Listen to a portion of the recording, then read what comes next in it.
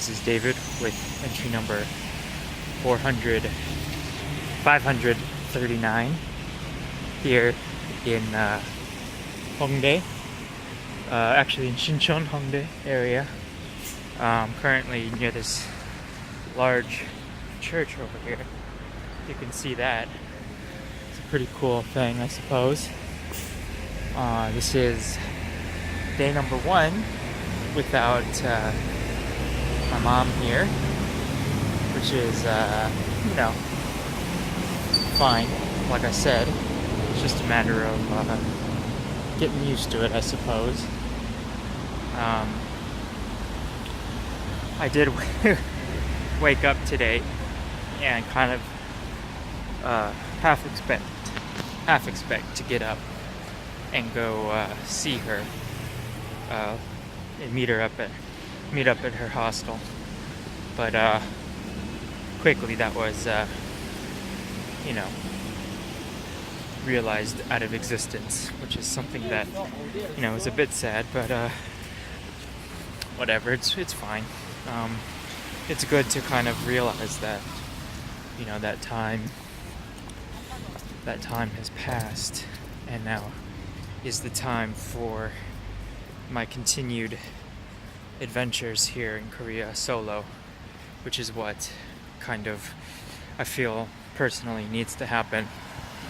I thought I'd take a few minutes or whatever and just kind of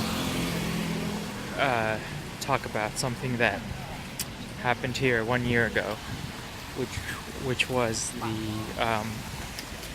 ferry disaster, tragedy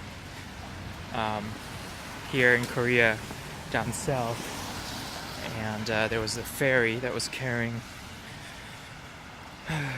more than a few, like maybe 400 or 500 people, I think, and it was going from somewhere up here in the north to down in the south to the island province of Jeju-do.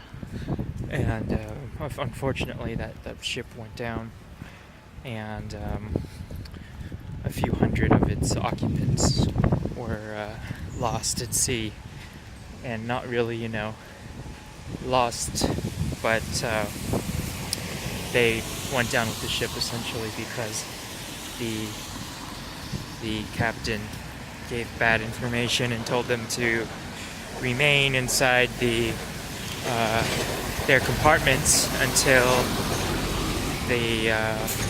it was too late, and there was too much water on board, and they all went down. A lot of them trapped in their rooms, and unfortunately the ferry is still at the bottom of the ocean, as is a lot of the bodies of these people. And I shouldn't say people; these were the majority of them being kids in high school, under 18, and so it's a really big deal here. And there was a big write-up in one of the papers that I saw. And yesterday, when I was at Gwanghwamun, which is where the seat of power was during the last kind of, I don't know what you call it, like Gothic period they had here, not Gothic, but like medieval period in the 1600s. That was where the seat of power was, and there was a very large demonstration being set up by very, very angry Koreans who are holding the government kind of accountable for the accident. And there was a big kind of section devoted to other disasters and accidents that have happened in Korea over the last 10, 20 years or so. A lot of them having to do with public transit, because apparently the safety measures are not adequate enough to prevent tragedy and stuff happening.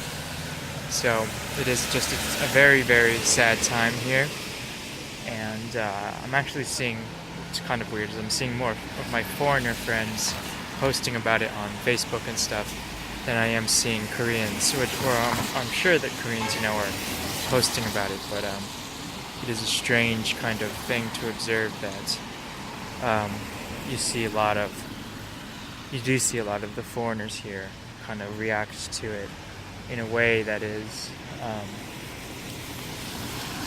fairly indicative of how we treat accidents and stuff in the U.S. and the Western world.